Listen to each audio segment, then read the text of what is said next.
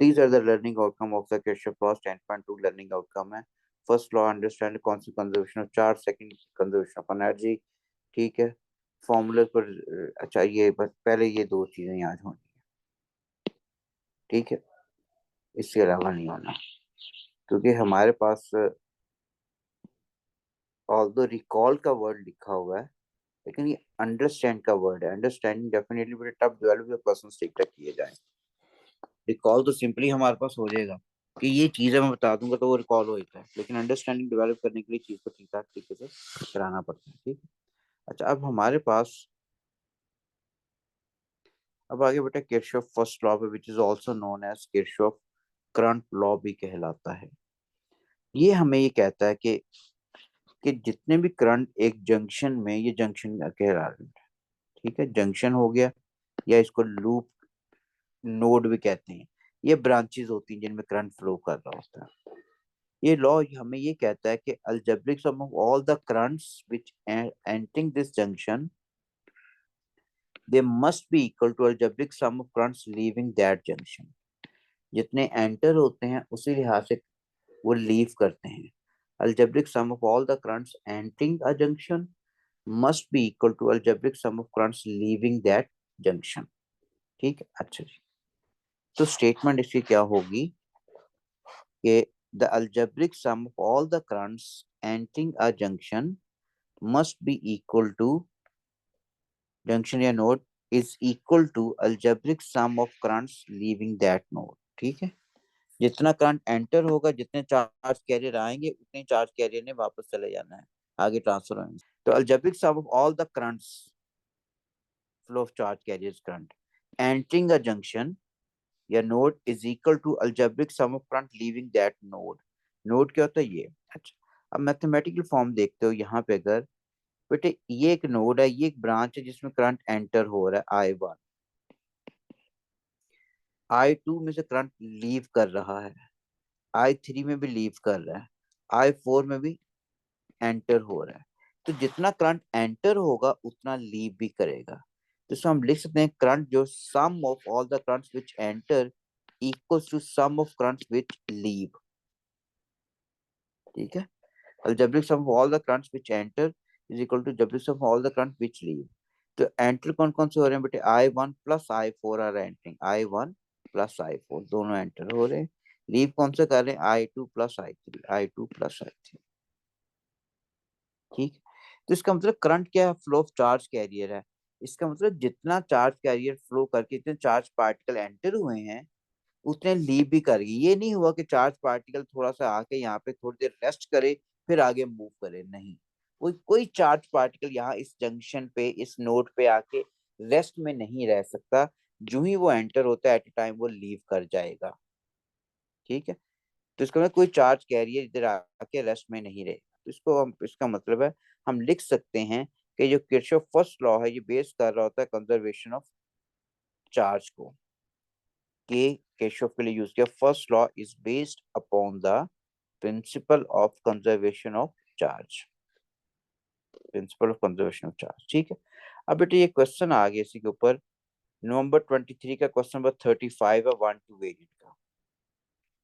ठीक है. उसमें कंजर्वेशन ऑफ चार्ज ही पूछा होता है. अलबत्ता अब एक और क्वेश्चन आ गया, इसने पूछा हुआ था ना कि क्या है हमारे पास, यानी सेकंड लॉ जो है फर्स्ट लॉ बेस कर रहा था कंजर्वेशन ऑफ चार्ज को. क्वेश्चन है what is the magnitude and direction of current in IAB, in branch AB. ठीक है. इन ब्रांच AB के अंदर. अच्छा, अब हमारे पास देखें किस तरफ होनी चाहिए. अब मैं गौर से देखूं यहाँ करंट की डायरेक्शन की मुझे ना पता कुछ अभी. मैं पहले देखूंगा इस जंक्शन में कितना करंट एंटर हो रहा है, फिर मैं देखूंगा कितना लीव कर रहा है. एंटर क्या हो रहा है. ये भी एंटर हो रहा है यार, ये भी एंटर हो रहा है. मैं इन दोनों को एड अप करूंगा, फिर मैं देखूंगा लीव कितना कर रहा है. मैं देखूंगा इनमें से ज्यादा जो होगा उसी लिहाज से हमने डिसाइड करना है कि करंट की डायरेक्शन इसमें एंटर होगी या लीव करेगी और कितना करंट होगा. तो अब इसमें पहले अगर हम देखते हैं करंट एंटर कितना हो रहा है. बेटे मैंने इसमें देखा था करंट एंटर जो हो रहा था वो I1 हो रहा था और I3 हो रहा था. तो दोनों के ऐड किया 2.4 प्लस 6.2, 8.6 आ गया. करंट लीव कितना कर रहा है. लीव कर रहा है I2 और I4।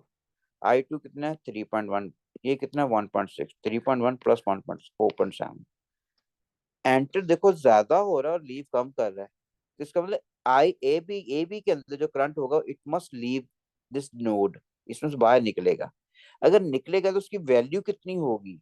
आप क्या करोगे, एंटर में से लीविंग को माइनस कर दोगे तो हमारे पास वैल्यू आ जाएगी। तो आई लीव कर रहा है, 8.6 में से 4.7 माइनस किया 3.9, और इसकी डायरेक्शन क्या होगी, this is from B to A होगी,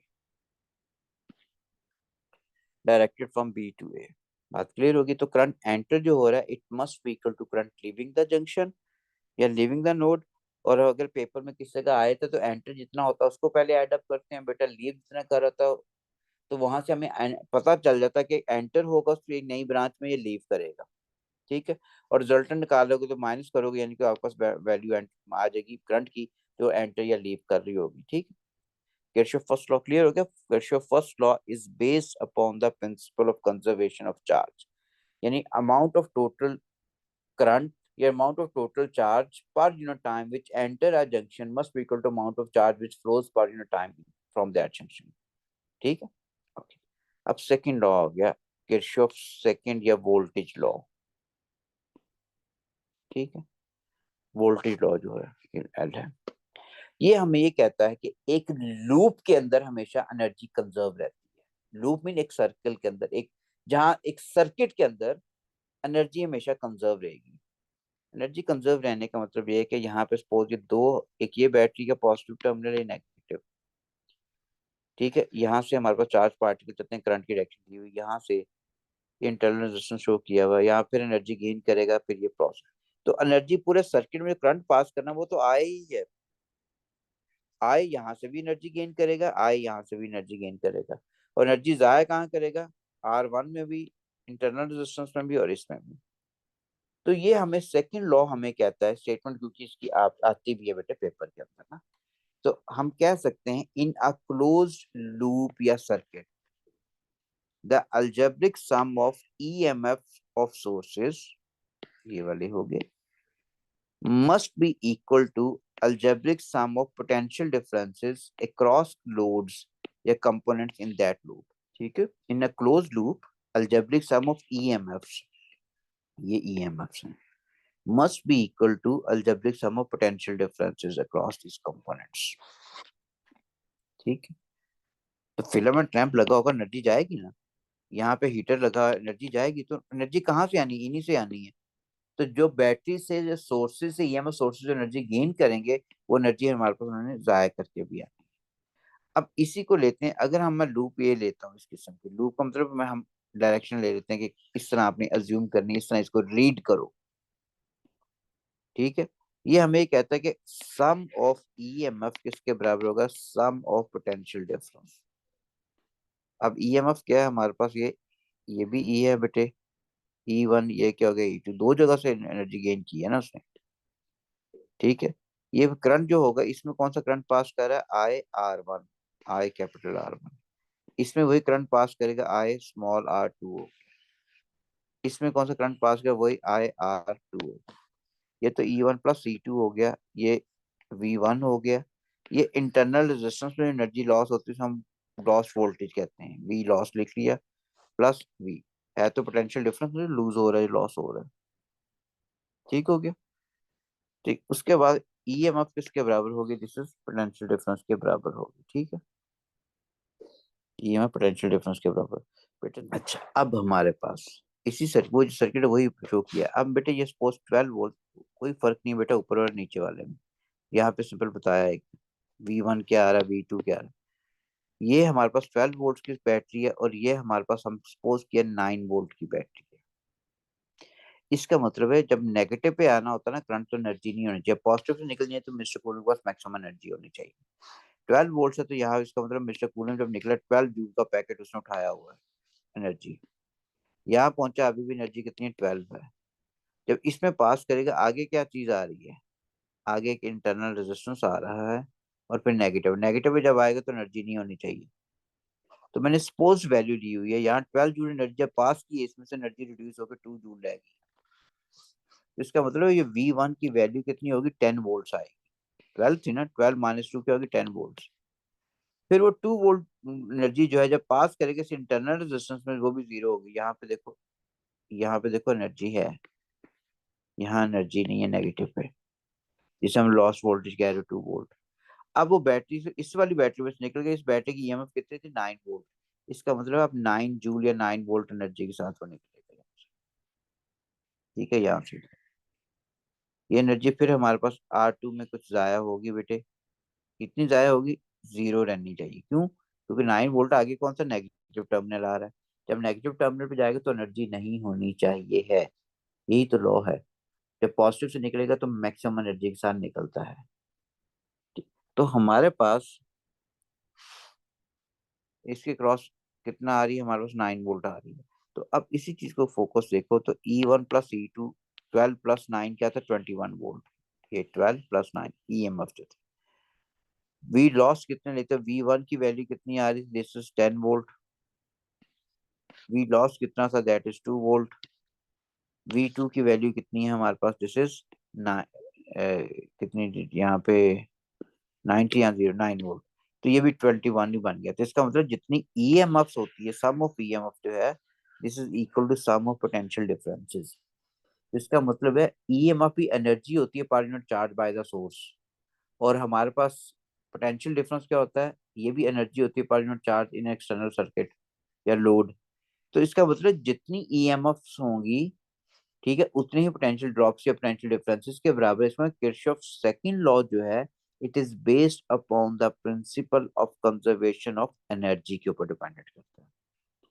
ये second law is based upon the principle of conservation of energy. ठीक है, यानी एनर्जी कंजर्व रहती है सिस्टम की। अच्छा, अब loop analysis, this is most important thing. जो इसको ये नोट के फॉर्म में यहीं से करवा रहा हूँ मैं। ठीक है, बाद में प्रैक्टिस अलबत्ता अलग कर लेंगे बेटे। यानी न्यूमेरिकल अगर आता तो वो किस तरह करना है, वो इम्पोर्टेंट चीज है आपके। बेटे लिखा हुआ, put positive sign with EMF. EMF के साथ पॉजिटिव साइन लिखना है if it draws current along the assume loop. Assume paper में दी होती है कि ये लूप अज्यूम करनी है, क्लॉकवाइज या एंटी क्लॉकवाइज, जो भी उसने दी होगी, एग्जामिनर के आगे करते हैं क्वेश्चन। तो अगर तो current EMF source assume loop के अलोंग कर रहा हो तो हम पॉजिटिव साइन पुट करते हैं।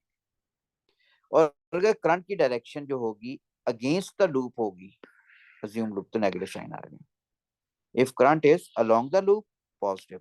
If current is against the loop, negative. ठीक है ना, if cross current against the loop. Second, put positive sign with current.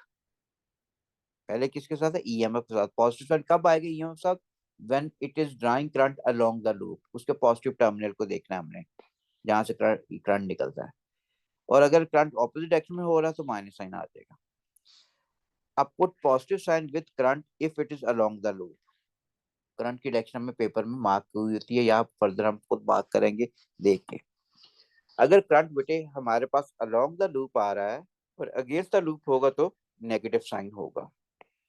ठीक, current along the loop positive, current against the loop negative. EMF along the loop positive, EMF against the loop negative. Okay, फिर लिखा हुआ है mark any direction of current in a branch by following Kirchhoff first law. Kirchhoff first law को follow करना है। And this direction of current is independent of polarity of an EMF source. तो current की कोई direction mark कर दो बेटे, लेकिन करंट की डायरेक्शन मार्क करने के लिए positive terminal of the battery को देखने की जरूरत नहीं है। आपने लॉ को फॉलो करना है कि अगर एक जंक्शन में दो करंट एंटर हो रहे हैं, तीसरा कभी एंटर ही नहीं हो सकता, वो लीव करना जरूरी है। तो it means we do not have to look at the polarity of the EMF source, we simply have to focus on Kirchhoff first law that current entering a junction must be equal to current leaving that junction. Fourth और last point, the direction of current once marked, चाहे गलत mark किया दी गई है, उसको delete नहीं कर देना, उसको अपनी खत्म नहीं कर देना, बाद में कैंसिल नहीं कर देना। The direction of current once mark must not change throughout analysis. बेटे अगर गलत भी मार्क कर दिए, आंसर गलत नहीं होता कभी, मैग्नीट्यूड हमेशा करंट का सेम आएगा। हाँ, अगर आप करंट फाइंड करते हो, करंट की डायरेक्शन में अगर आपको माइनस साइन आया था 2.1 एम्पियर ये माइनस साइन करेगा, ये बता देगा कि आपने करंट की जो डायरेक्शन मार्क की है वो थोड़ी सी गलत है, इससे ऑपोजिट डायरेक्शन करंट पास कर।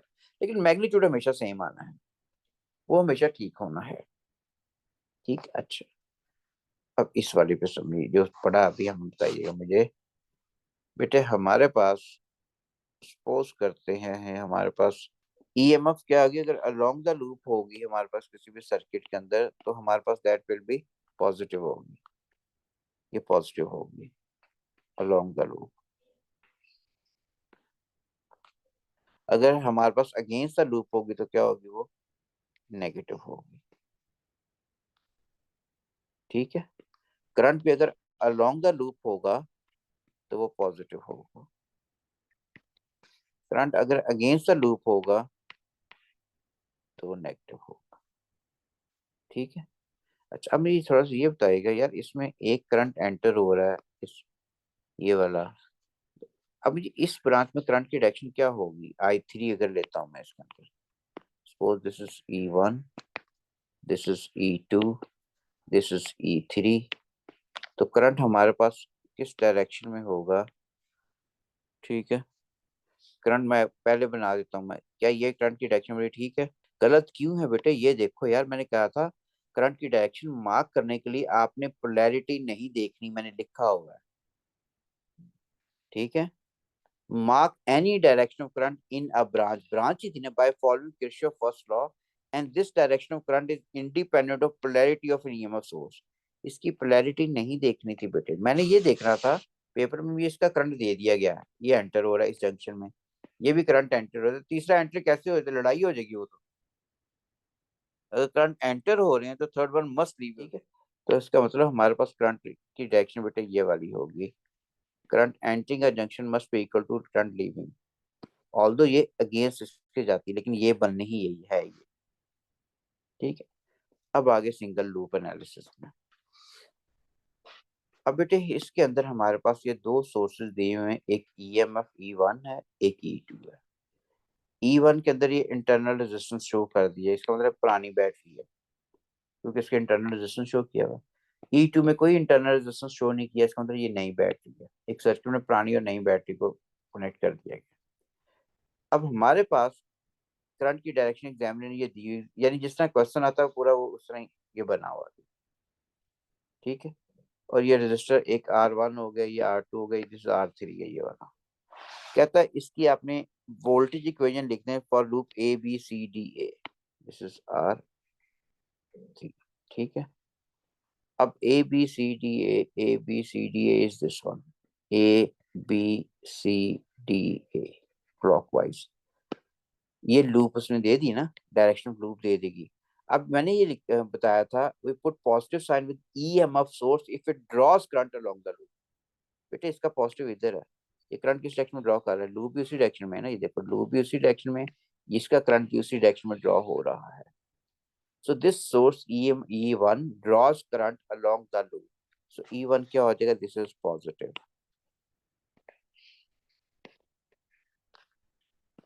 फिर आते हैं दिस इज E2, E2 का करंट किस तरफ जा रहा है बेटे, इस डायरेक्शन में। ठीक है, हमने लूप कौन सी ली है, ये वाली। कैसे जा रहा है, क्योंकि पॉजिटिव टर्मिनल से करंट निकलता है, उसको देखना है। इसकी पोलैरिटी ऊपर ही इस डायरेक्शन में करंट ड्रॉ करना चाह रही है, लेकिन लूप ये है, तो this E2 draws current against the loop.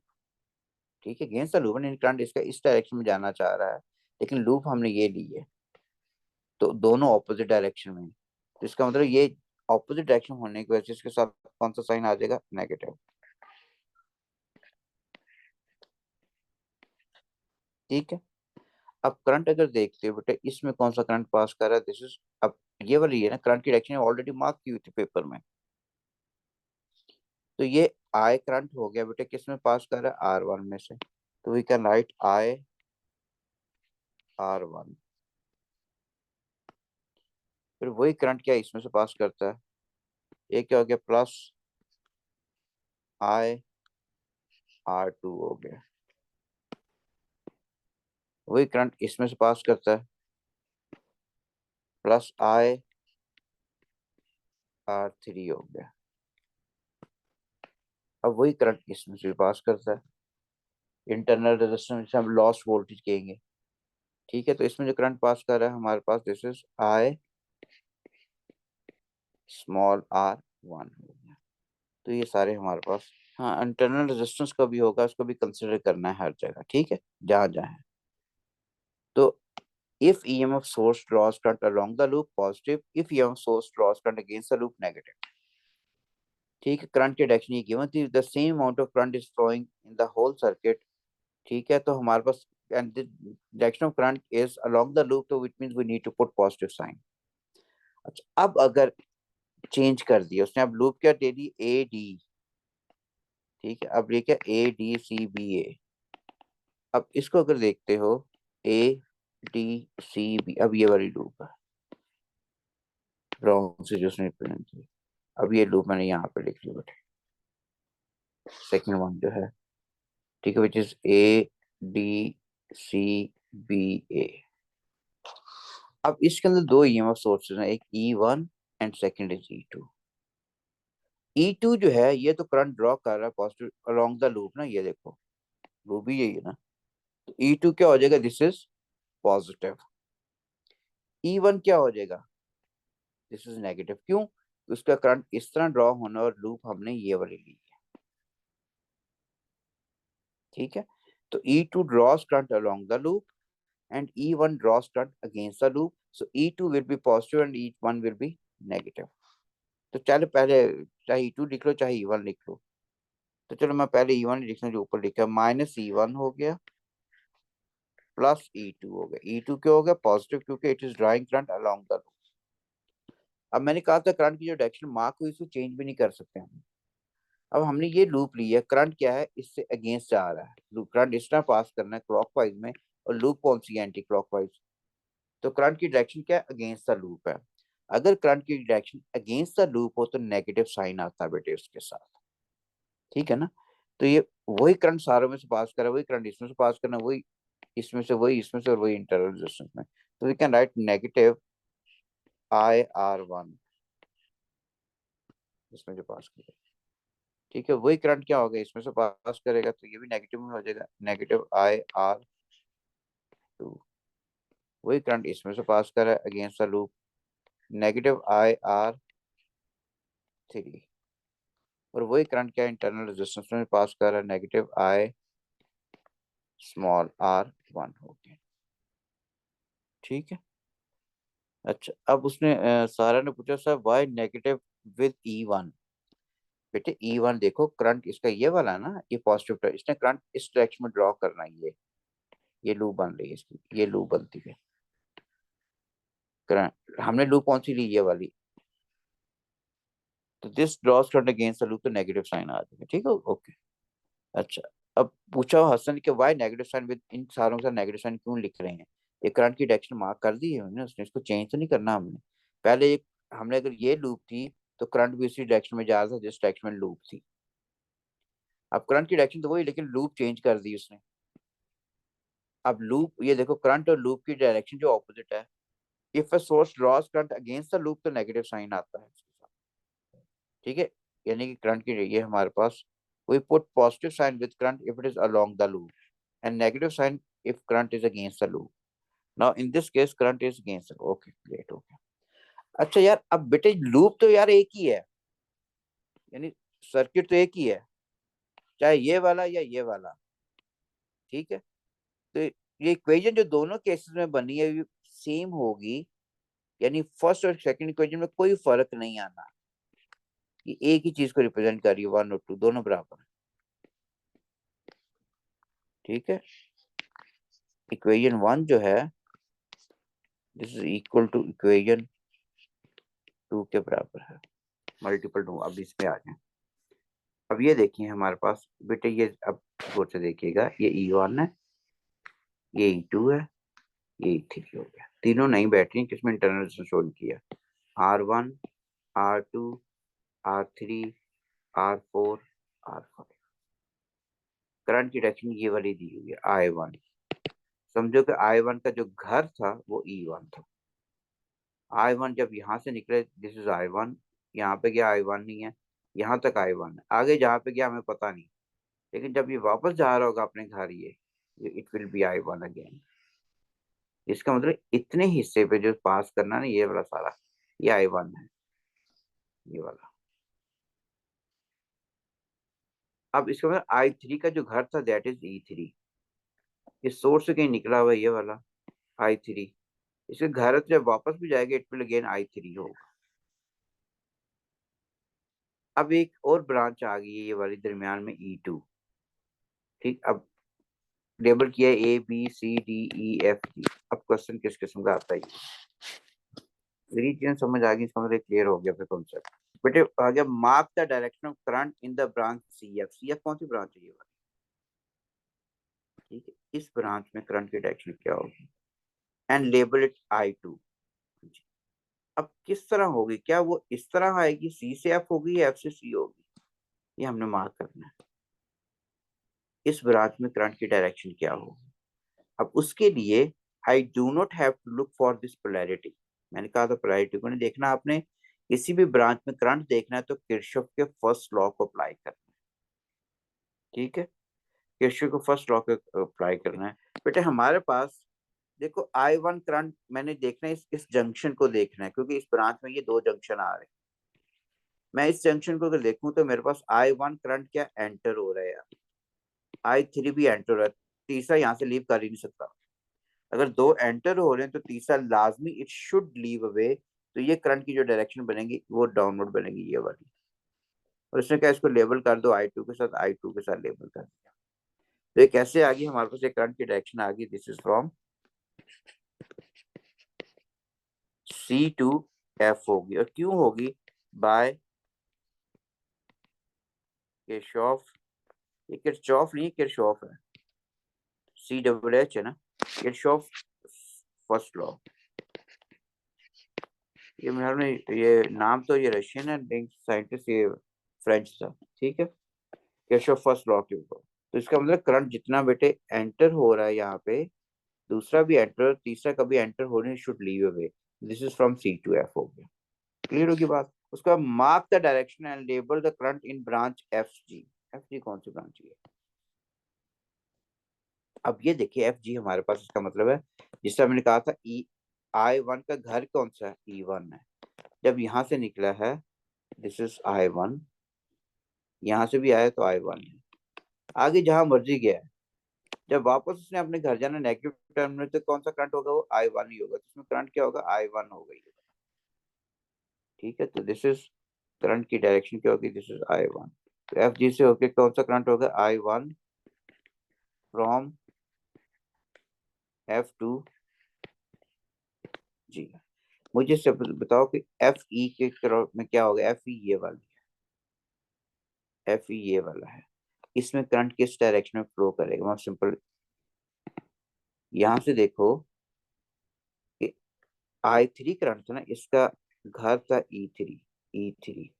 ठीक है, यहाँ से निकला तो दिस इज I3, यहाँ पे गया I3 है। आगे I2 में चेंज हुआ, जहां मर्जी गया। जब वापस जा रहा होगा नेगेटिव टर्मिनल, अपने घर जाना है नेगेटिव टर्मिनल पे, तो कौन सा करंट होगा? फिर I3 ही होगा।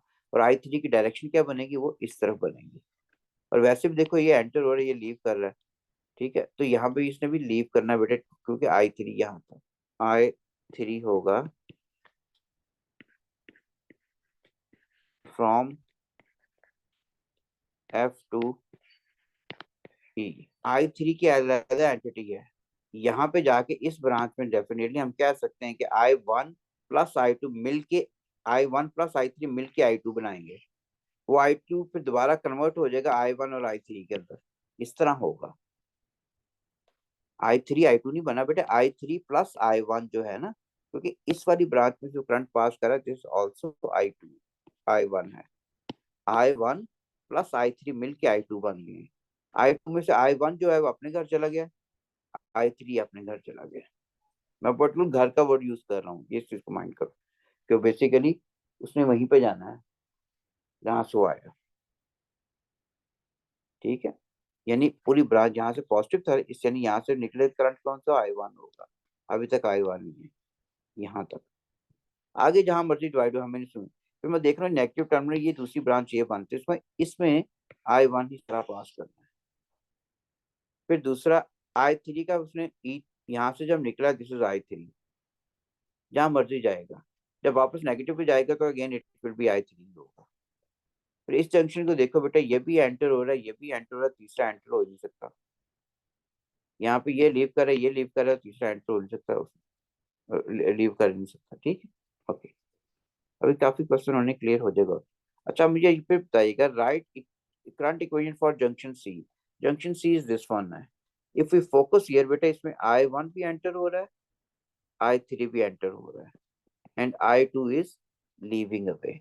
तो वी कैन राइट हियर कि I1 नहीं, हाँ I1 plus I3 both are entering, it is equal to I2 which leave the circuit। फिर जंक्शन एफ पे देखो बेटे, एफ के ऊपर, एफ में एंटर कौन सा हो रहा है I2, लीव कौन सा कर रहा है I3 एंड I1।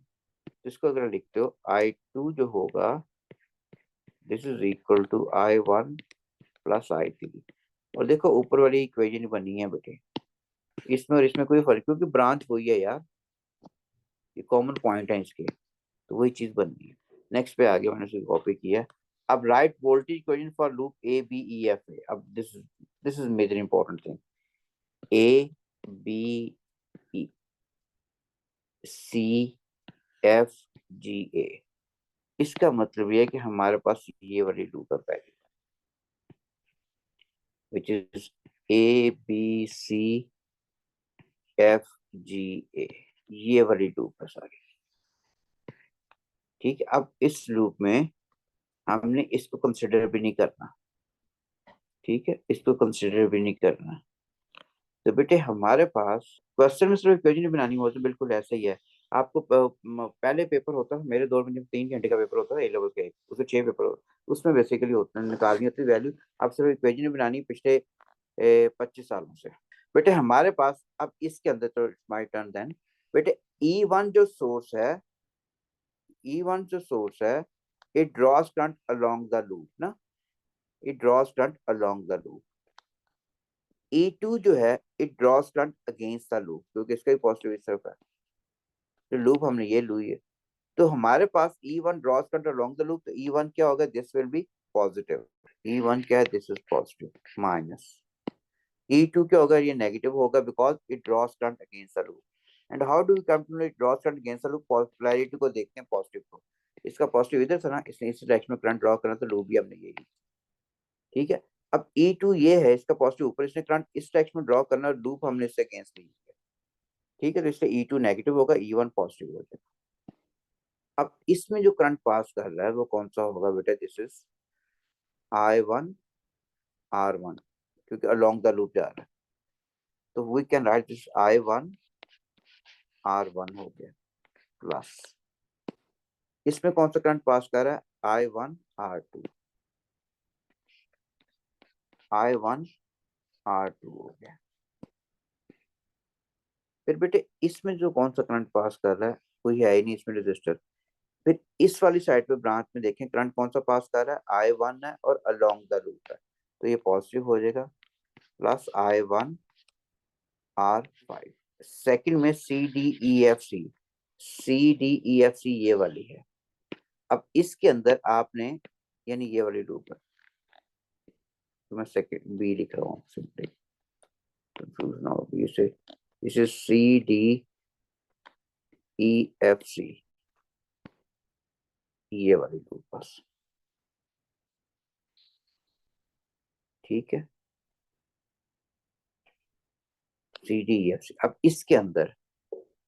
इसके अंदर हमारे पास क्या होगा, सोर्सेज कौन से आ रहे हैं, एक E2 आ रहा है और एक E3 आ रहा है। अब मैं अगर देखूं मेरी लूप कौन सी है, ये वाली। E2 क्या करंट ड्रॉ कर रहा है अलोंग द लूप, E2 क्या होगा, पॉजिटिव। E3 क्या होगा, E3 सारा बेटा ये नेगेटिव में होगा, क्यों, इसका करंट इस तरह है और लूप हमने इससे ऑपोजिट ली हुई है, तो E2 माइनस E3 होगा। एमन ठीक है बेटे, ठीक हो गया बेटे, E2 minus E3,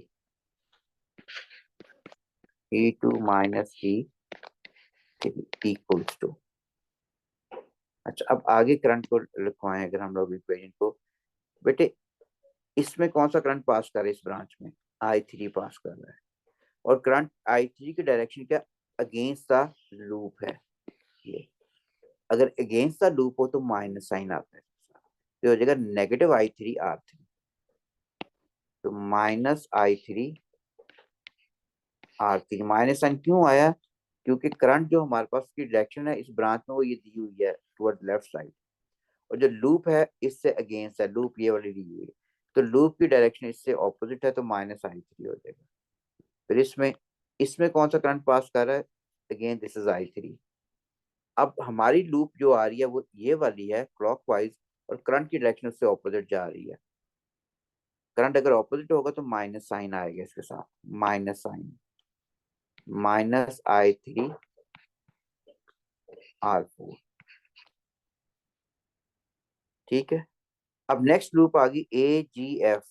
AGF okay, अब this is the larger loop, ये वाली AGF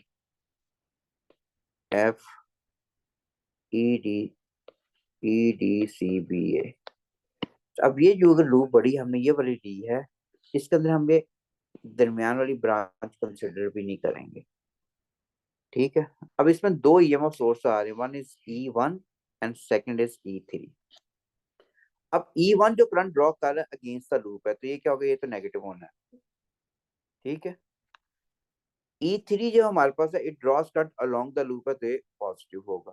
तो इसका मतलब ये है कि इसका मैं लिख सकता हूँ, E3 को पहले लिख लेते हैं क्योंकि पॉजिटिव है, E3 माइनस E1। ये तो फाइट आपका ठीक है इतना। E3 पॉजिटिव होगा, E3 नेगेटिव होगा, और दरमियान में E2 आना है क्योंकि लूप ही हमने ये वाली ली हुई है। ठीक है। अब इसके अंदर करंट यहाँ यहीं से स्टार्ट करने, चलिए यहाँ से। इसमें कौन सा करंट पास कर रहा है? I1।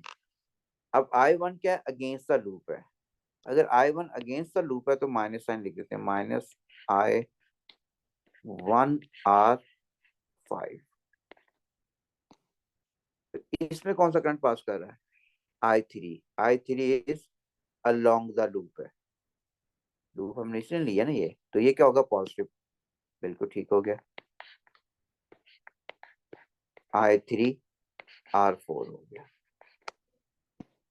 उसके बाद बेटे यहाँ पे हमारे पास करंट कौन सा पास कर रहा है? I3 है। ठीक है। और अलोंग द लूप है, पॉजिटिव होगा बिल्कुल सारा। दिस इज +I3R2 होगा। फिर इस वाली ब्रांच में कौन सा करंट पास कर रहा है? This is I1। और I1 की डायरेक्शन क्या है? नेगेटिव होगी बिकॉज अगेंस्ट द लूप है, -I1R2 हो गया। फिर इसमें कौन सा करंट पास कर रहा है? This is I1 and this again against the loop है, तो माइनस साइन आ जाएगा, I1R1 हो गया। ठीक है। एक मिनट मेरे से गलती नहीं हुई, एक मिनट मैं पहले देखूं। I1 हो गया, I3R4, I3 ये बिल्कुल ठीक है। एक मिनट करेक्शन, R3 होगा। उसके बाद हमारे पास हो गया बेटे इसका I1R2 होगा माइनस में, I1R1। अब ठीक हो गया, ठीक हो गया।